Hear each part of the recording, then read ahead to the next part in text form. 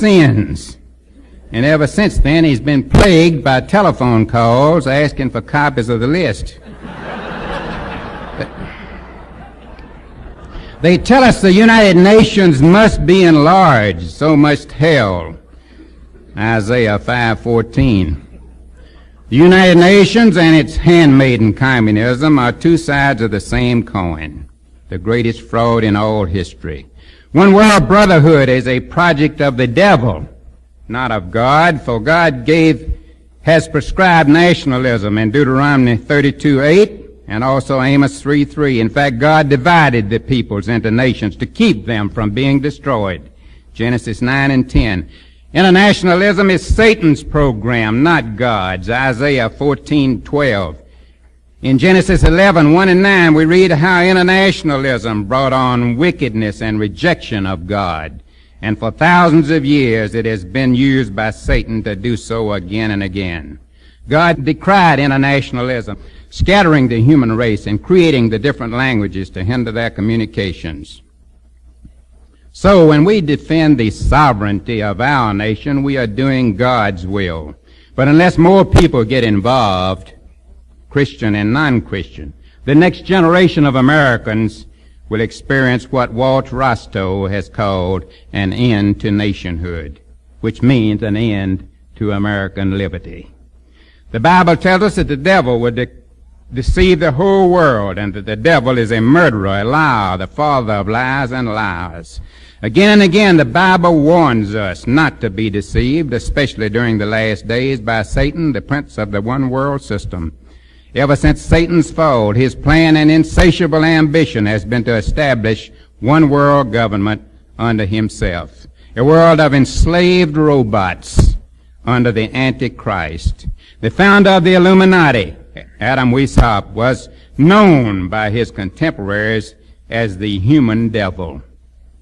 The United Nations is opposed to religious freedom, opposed to freedom of speech, prayer, ownership of personal property, the right to criticize government, nationalism, local police, sanctity and security of the home, the profit motive, and the right to withdraw from the United Nations. All of those rights are God-given, and any organization or any person opposing them is evil. It is unscriptural for a Christian to support and defend this godless, Christ-hating organization. For the Bible says, "Be ye not unequally yoked together with unbelievers." The United Nations goal is one world, world army, world navy, world schools, world taxes, world courts, world firing squads, and a world church, minus Christ. The United Nations and its bedmates, the CFR, Atlantic Unionists, World Federalists, the Plague of Women Voters, the National and World Council of Churches, our Marxist infiltrated State Department, educational establishment, and their liberal cohorts are universally, consciously and unconsciously and unceasingly working to implement the devil's long-standing goals to kill God and Christianity, marriage, family, home, patriotism, private ownership of property, morality, and to promote sexual promiscuity, homosexuality, and permissiveness. Some say the United Nations is better than nothing. Give it a chance. Don't be a calamity howler. Be optimistic. Like the fellow who was visiting his friend who was to die in the electric chair the next morning. He says, "Cheer up. Just think you still have your health."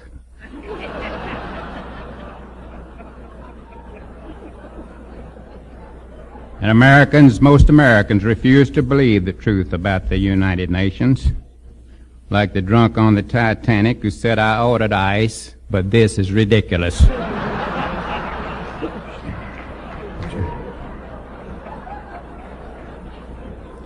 George Washington once said during battle, "Put none but Americans on guard tonight." In the heat of the battle, our present commander-in-chief says, "Now let me just say this. Many of our present-day leaders are not really Americans. They are one-worlders. But the only real one world that will ever happen is the second coming of Jesus Christ."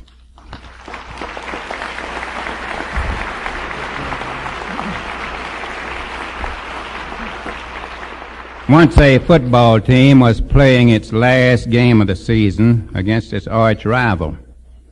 Right before game time, a lowly sub who had never gotten into a game, and this was the last one, begged the coach to let him start the final game. He's the most popular player on the squad, mused the coach. I'll just put him in for a play or two for morale purposes. On the opening kickoff, the sub raced down the field and made the tackle unassisted. He continued to play like an All-American. The coach couldn't take him out. With 30 seconds to go and the score tied, the sub made a sensational tackle behind the goal line and won the game. He was carried off the field by his teammates. In the locker room, the coach said, "Son, what in the world came over you? You never played like that." The sub said, "Well, Coach, it's like this. 3 days ago, my father died. He had been blind all his life. Today, for the first time in heaven, he was watching." I believe our founding fathers are watching us today. The whole world is watching us. We are what stands between the world and slavery. If the lamp of freedom is blown out in America, the world will be thrown into darkness. If we have what it takes, morality and courage, we will destroy that diabolical conspiracy of hate that is communism and the evil conspiracy behind it. We will win because as Christian soldiers we are prepared to fight, work, and pray for what is right together.